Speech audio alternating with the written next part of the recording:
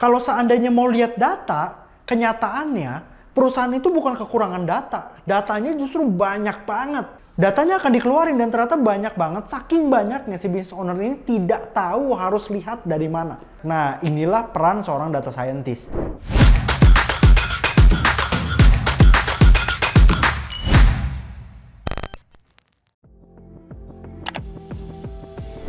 Kenapa sih profesi data scientist menjadi profesi yang paling menjanjikan dan paling banyak dicari sejak tahun 2021?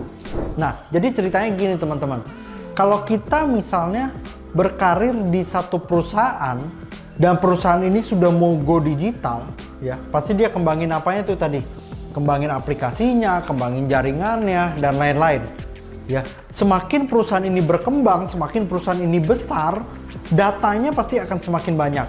Nah, permasalahan yang sering terjadi adalah kita mengambil keputusan atau si business owner-nya mengambil keputusan itu berdasarkan asumsi. Keputusan yang diambil itu pakai feeling. Nah, biasanya kalau pakai feeling, kemungkinan salahnya atau kemungkinan errornya itu jauh lebih besar. Kenapa? Karena kita tidak lihat statistik yang akurat, data yang akurat.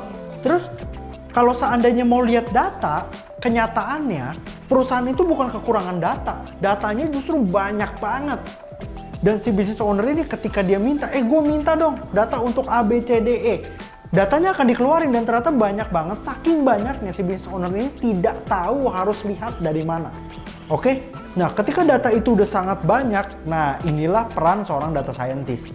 Ya, jadi data scientist ini akan mengolah data yang ada menjadi informasi yang siap dipakai untuk pengambilan keputusan. Ya, disinilah peran sentral seorang data scientist. Gimana caranya? Nah, ada istilah yang namanya machine learning, teman-teman. Jadi seorang data scientist ini akan membuat mesin, dia akan coding, ya, membuat mesin yang mampu mengolah ribuan bahkan puluhan ribu data. Dan hasilnya menjadi sebuah informasi, infografik yang berguna untuk pengambilan keputusan. Nah, inilah peran sentral seorang data scientist.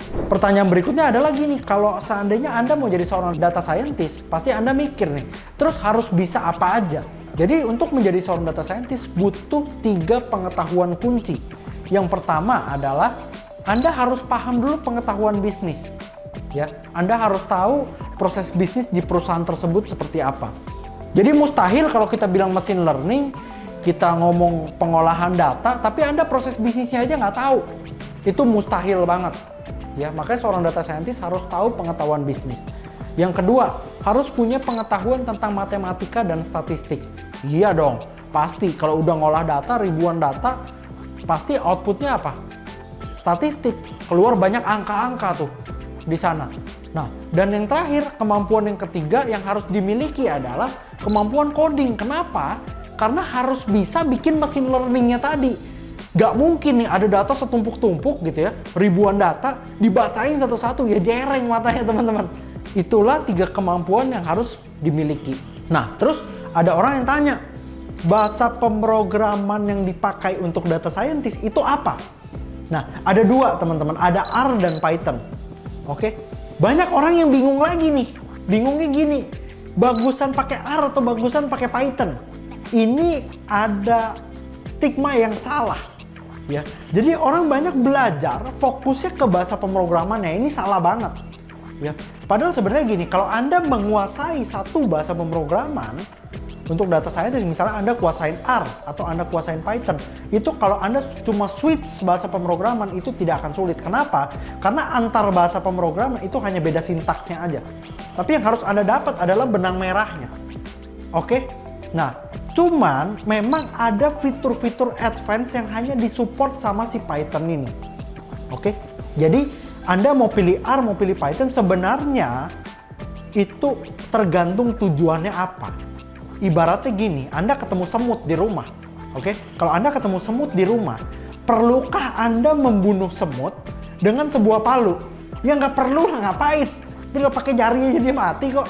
Nah, sama dengan analogi ini. Ya, Anda mau bikin machine learning untuk tujuan A misalnya, bisa pakai R, bisa pakai Python. Yang Anda pilih yang mana? Yang lebih gampang lah.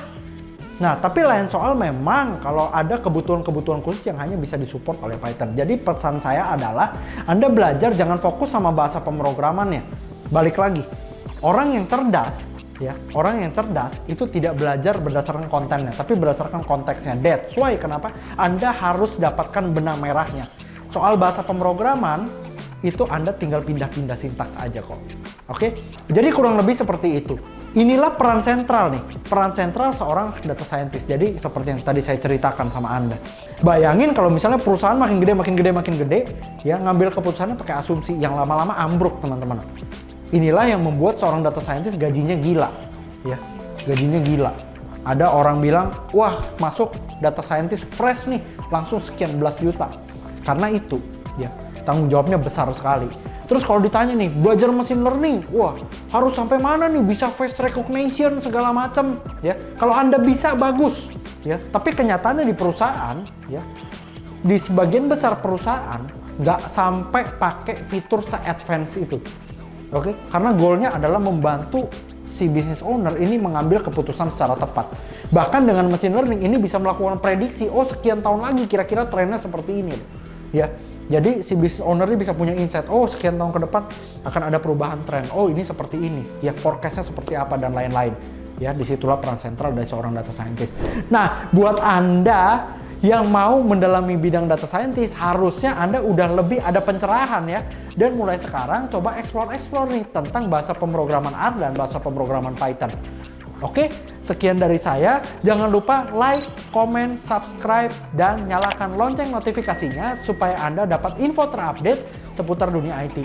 Kalau Anda mengalami kesulitan atau Anda mau curhat nih, Anda mau jadi seorang data scientist tapi ada hambatan-hambatan apa, atau mungkin Anda mau sharing cara belajar menjadi seorang data scientist yang oke itu kayak gimana, yuk Anda boleh langsung komen di bawah.